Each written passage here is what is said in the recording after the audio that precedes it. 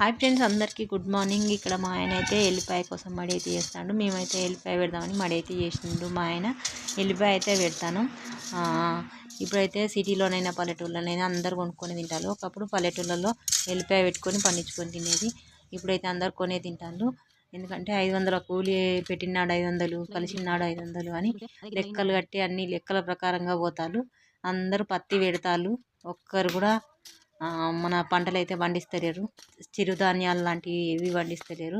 ఇక మేమైతే ఈసారి అయితే ఎల్లిపాయ అయితే పెట్టినాం. చాలా రోజులు అవుతుంది మేము కూడా పెట్టాం. పల్లెటూళ్ళలో ఎవరి ఇంటికి సరిపోయే అన్ని చిరుధాన్యాలు అట్లాంటి పంటలు అయితే పెట్టుకునేది. ఇప్పుడైతే అన్నీ మర్చిపోయారు. ఏమైనా పత్తి, పొలం, మొక్కజొన్న ఈ మూడే పెడతారు. ఈరోజు అయితే పత్తి రేట్ అయితే దిగింది. నిన్న 7,050 రూపాయలు ఉండే, ఇవాళ 6,950 రూపాయలు అయితే అయింది. ధర అయితే ఈ విధంగా ఉంది ఈరోజు వరంగల్ మార్కెట్ పత్తి ధర.